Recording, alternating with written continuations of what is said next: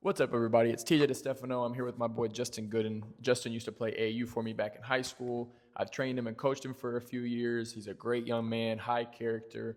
Did struggle with some self-confidence on the court back when I was first working with him, so we're going to dive deep into that today. But Justin, go ahead and introduce yourself for anybody that doesn't know you. Oh, well, like you said, my name is Justin Gooden. Right now I play basketball at Shriner University in Kerrville, D3 school. I'm going into my junior year, and I'm from College Station, Texas. That's me.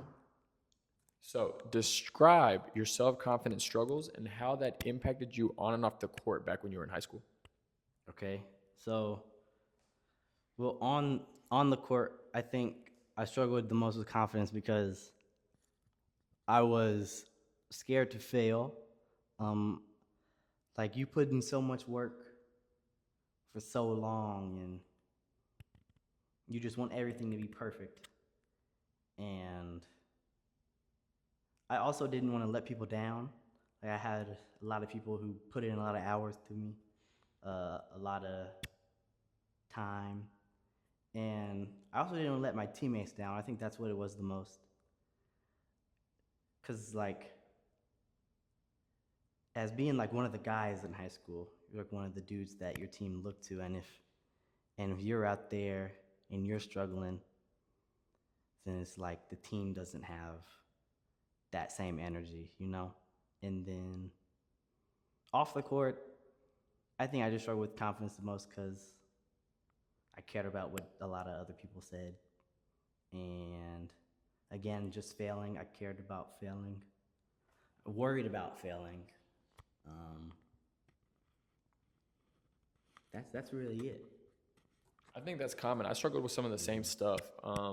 When I was growing up, it was also a lot of people around me that when they saw how hard I worked and I didn't do good, they would be like, but you always are putting the work in. How are you missing shots like that? Or how are you having a bad game when you're training all the time? And it would be like, dude, like, I'm still out there trying my best. Yes, I work harder than you sometimes, or not sometimes, all the time off the court. And sometimes that doesn't show, but that doesn't take away from the fact that, like, I'm still working really hard. And then same thing, I also really wanted to win so bad, and I knew that I played such a pivotal part in that that when I had those bad games, I just beat myself up more than I needed to. And same thing off the court too. I just wanted to be liked by everybody. I wanted to be, Yeah. everybody's friend. And I felt like if somebody didn't like me, there was something wrong with me instead of it being like, oh no, we just aren't aligned. We're just not on the same type of time. I may agree with certain things that they don't like, and vice versa. So that's okay. And I just got to be comfortable being me. Who are some of your greatest mentors, and what are the lessons that they taught you? Air conditioner. I mean, well, my father and my dad, he's taught me just how to be a man in general. He's taught me a lot of things. He's taught me how to be deep in my faith. He's taught me everything. That's really all I can say. There's been times where I've been struggling, and there's one quote he told me. He told me, I was sitting in the hospital, and he told me, don't hope for it, pray for it. And when he told me that, it just kind of like switched my whole viewpoint in life. And that's for sure the biggest thing that I've taken from him. And then you're one of them. You're a big mentor for me, especially sophomore year was when I met you probably. And you really instilled that mental side of the game. Because growing up, you hear basketball is 90% mental sport or whatever. Me growing up, I never believed in that. I'm like, why am I? You had me sitting on the wall, meditating and stuff. Why am I doing all that stuff? And then like as you get older, you realize that stuff it really works. I'm taking a sports psychology class right now, actually, and we're talking about imagery, and that's something you instilled. Yeah, and that's something you instilled in us a lot. So, and you've also helped me grow as a man, helping me with the confidence on and off the court. Well, I appreciate the kind words, and definitely, I think that that's something that's still it's becoming more popular now. I see it shifting a little bit, But I think that's something that people just really still put less of a importance on than they should, because it's like if you do all this skill work in the world and then you're still not confident to go out there and play freely without the fear of mistakes and without the fear of failing, Yeah. then you're never going to actually show people what you can do, because even though your potential's all the way up here from all the work you've put in, what you actually are showing is like this much, because if you miss a shot, you're tightening up. Yeah. If you turn it over, you're tightening up. Instead of just being like, oh yeah, it's part of the game. Sometimes I'm gonna do good, sometimes I'm gonna do bad, but I'm gonna just keep on trying every time. So I'm glad that that impacted you and that you're taking that with you, because I think that that's something that as we keep on seeing growth in the game, it'll become more and more of people's training is like, hey, yeah, we're gonna do all this on the court stuff too, but let's make sure our mentals are locked in and we're thinking positive and we're focused on the moment and we're taking time to think about what we want to become instead of just going day in and day out. What's one lesson that basketball has taught you that you now apply to your life? Just to work hard, and don't just, and when I say work hard, it's like don't just work hard when other people are watching you.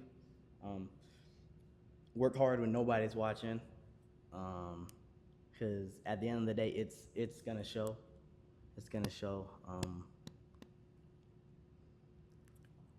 It's also taught me to be a leader in some sort. It also taught me sometimes you got to do things you don't want to do, and whether that's to hold other people to a higher standard.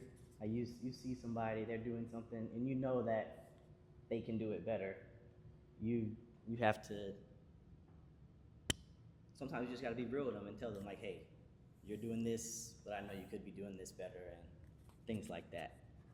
Yeah, facts. That's actually something I'm really teaching with the young kids is like doing things you don't want to do is important, because you're not always going to want to wake up and work out. You're not always going to want to get your schoolwork done. You're not always going to want to hold your teammates accountable, because a lot of those things are uncomfortable and they come with pushback. Like your teammates, if you're telling your teammate who's in a bad mood, like, hey, bro, you're BS and I need you to pick it up because you're going to hurt the team if you're not, that can very, very commonly come with like a nasty look or a nasty comment or anger. And it's like, you still got to be comfortable being like, yo, bro, this is what I need from you though. Like, I know you got more in you, so come on. And that's something that they all struggle with, because kind of like we talked about earlier, they want to be liked so bad. And they know that in that moment, they're not going to be liked. But I try to explain to them, like, you may not be liked in that moment, but there will be a deeper respect after, because they're going to come back and they're going to be like, damn, he was really just trying to help me be better. And it's also taught me how to separate things, like you were saying, like some things that I'm telling you on the court or something, I'm not attacking your character or anything. I'm just trying to make you a better person on the court. And let's say we do have a disagreement over basketball or something. When we get off the court, we can still be friends and talk about other things that we enjoy. I had a moment actually when I was at Shrine with one of my friends where I lit into him. And I mean, he was so mad, he didn't want to talk to me. And I looked at him in his face and I said, guess what? You're still coming with me to the gym later, because he was my workout partner. It's like, I don't care how mad you are at me. When I text you later today, you're going to come with me to the gym. And then sure enough, right, I text him later, he comes to the gym, we're all good again. Yeah. And that's just how it goes. It's like they may not want to hear it right then, but especially if you've already had a deeper connection as well, like the steam's going to blow off and they're going to be like, okay, let's get back into what we were doing, the routine that we have. What's been your biggest struggle off the court, and how did that experience shape your mentality on the court? I mean, my biggest struggle off the court, I don't know. Dang, that's a good question. My biggest struggle off the court. I don't know. Pause, come back to it? Yeah. Okay. Yeah. What's your greatest basketball memory, and why does it stick out to you? My greatest basketball memory is, it was my freshman year in college. We are on the road. We're going to play Concordia, and we had just got done playing Incarnate Word the day before, one of the D1 teams we played. We got blown out, obviously. But like when I played, I got in, I scored 6 points. I had 2 and 1s. I felt good in the Incarnate Word game. And then we go into a real season game, and I'm thinking, okay, I'm not gonna get in. I'm not gonna play. And then the first half I get in, I play for like a minute or two, and it's a close game. I don't do anything that minute I'm on the court. I'm basically just getting cardio in. Then we go into halftime. Coach says whatever he says. I don't remember what he says half the time. And then we go on the court for the second half. They're playing. We're doing good, but then we start to lose our lead a little bit. And then I get in for because I normally knew when I was gonna get in around the 15-minute mark at the beginning of every half. So the 15-minute mark was coming up. I think we're probably down. We're probably down 10 at the time. And then I come in, and I get a fast break because they were pressing us the whole game, and we weren't handling it the best. But then I come in, and no, I'm just fast. I was just running by everybody. My first play, I throw a lob to our big man, and the whole gym just lit up. We were doing good, and then I make a pass to and one 3-pointer, and then I get a steal, I get a block, and then I'm just playing. I'm feeling good. And then when I finally scored my first points, it was off a back door. That felt really good. And then I end up with like 8 points, 3 assists, 3 steals, 2 rebounds, and we win the game. That was probably my best memory because it made me feel like I had finally belonged. I finally achieved something in college. Impacted winning. Yeah. And that's what's funny is because you look at the stat sheet and it's like, oh, 8, 3, and 3. Yeah. You know, somebody on the outside might be like, oh, he had an okay game in whatever minutes. But if you were actually watching the game, you probably could tell like that dude came in, sparked them, and made a huge difference in whether they won that game because the energy was shifting. And I can feel that. I've definitely had moments like that. What are a few of your hobbies that keep you connected to yourself outside of the game? A few of my hobbies, I love play the game. I play the game with my dad the most, probably. Me and him play NCAA. We've been playing that since 25 came out. I beat him probably so many times. But in 26, we've only played once since the new one. He beat me. He made me turn the game off, actually. And we haven't played since. It's been almost a month since the last time I played. You running from him? You running from him? As of right now, I'm for sure. Because he's retired now, so all he do is play the game. Makes sense. He don't do nothing. He sit at home and play the game now. But other than that, I love to watch anime. That's one thing. That's the thing I do the most, probably, realistically. I spend most of my days doing that. What's your favorite anime and why? My favorite anime of all time is probably Yu Yu Hakusho. Okay, why? It's actually somewhat about a kid who not necessarily struggles with confidence, but I'd say, yeah, he struggles with confidence. And he struggles with his character a lot because he's this like bad person in school, this like bad kid at school. He never goes to school. He doesn't do his work and all this stuff. But in one day, for some reason, he just decided to save a kid's life. He jumped in front of a car, and he died. And then this whole thing happens. He becomes this like spirit detective. Now he's fighting crime with demons in the spirit world and all this stuff. And then he goes through this switch to where he's becoming a higher rank person now. So he's having to go up against harder people. And every time he's like, I don't think I can do it. I don't think I can do it. I'm not strong enough to do this. And then his master gets killed. And that's just like the switch in his brain. And then he just becomes the strongest person of all time. And then that's a bad description of the thing. It's just a quick one. I wouldn't say bad. But it shows how you limit yourself mentally. You always think, I don't know if I could do this. And then he figures it out. Yeah. That's awesome. That's awesome. Okay. Are you ready for the biggest struggle one or can we? No, I'm not ready for that one yet. Nah. All right. If you could tell your younger self one thing, what would it be? If I could tell my younger self one thing, I'd probably tell him, listen to the people around you more. Because when I was growing up, like my dad and my sister, they'd tell me like, hey, you gotta shoot the ball more, you gotta do this, you gotta do that. But then I wouldn't necessarily take them as serious because it's like y'all just have a selfish way of looking at it. 'Cause y'all only want me to do good, and I was always worried about the team doing good. And then when my coach tells me to do it, I'm like, that sounds familiar. I feel like I've heard somebody say that before. And then I realized, yeah, my parents and my sisters are telling me the same thing. And it's been like that forever now. And just recently, like with my new coach, he said he was watching film on me the other day, and he said he loves everything I do. He loves everything. He loves the way I play. He loves the speed. But the one thing he'd fix is how I finish. I like to go off of one a lot. And then when you're going off one, you get hit and you get out of control and stuff. So he told me I should start finishing off two. And then this weekend when I came home and I told my dad about it, he's like, man, I've been telling you that for years now. So it's just like, just listen to them more.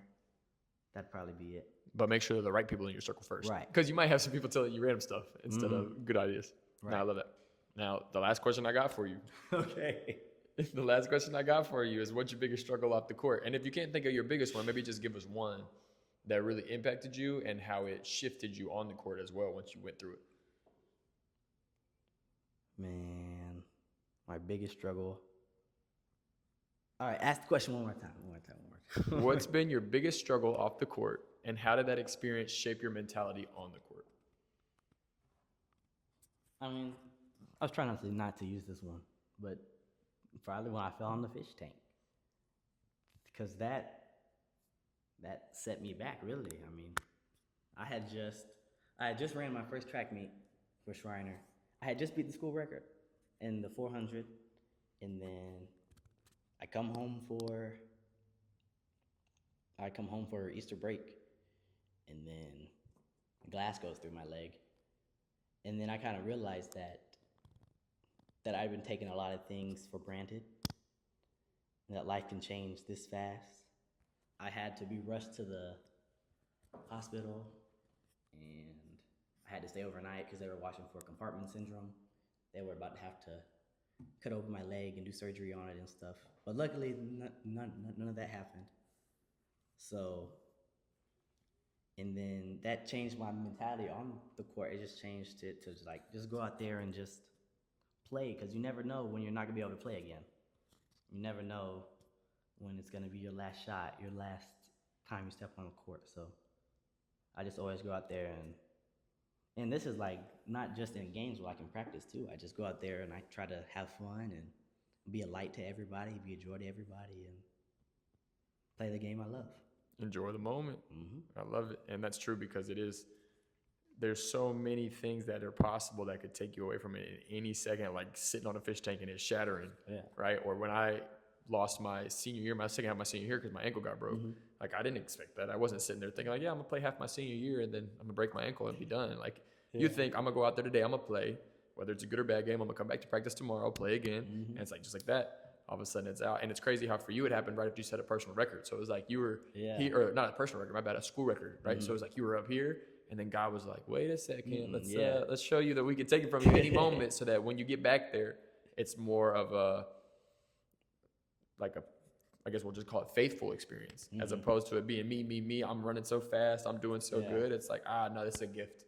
This is a gift, and I don't ever want to take it for granted again. So that's how I feel about everything I do now. When I'm on the court training, if I'm playing for that semi-pro team, it's like, dude, this could get taken away any moment. So let me just play as hard as I can, have as much fun as I can, light up everybody around me, and move from there. But I appreciate you coming in, bro. Appreciate you having this convo. Anything you need from me before we go? You know what? If you could give me or anybody some advice, because we're having a new coach, we have a whole new coaching staff. Just some advice for me to be seen more, if that makes sense. Be seen more. Like, so me to show what am I trying to say? Yeah, no, I think I've got it. I think I'm on your same wavelength. And I would say more than anything, you have to be so authentically yourself and maximize that nobody else can do that better. If you're trying to fit into a certain role or fit into a certain persona or fit into anything, you're automatically pulling yourself out of what makes you special. So if it's on the court specifically, like you're crazy fast, you have great defense, you are a good passer, right? You play into those strengths, then regardless of what happens outside of that, whether your shot's not falling, which you're still a good shooter, but that's not, you worked on that as opposed to the other things that came natural to you. Play into who you are, both on and off the court, and allow that to be where you get seen, because that's where people are going to trust you the most anyways. They're not going to trust you if they can tell you're trying to do or be something that's not you. If they know this is Justin on the court, this is Justin off the court, now I see him, I know him, I can trust him. And then you maximize that as much as possible. And when you have the quote unquote negative sides of whatever else comes with that, they're almost able to just wash away because there's so much trust and balance in you being you. Does that make sense? So just be you, bro. Be exactly who you are. Don't try to fake or be anything that's not you. Just be like, yo, this is me 100%. Take it or leave it. Yeah. Love you, bro. Love you too, man. Appreciate you.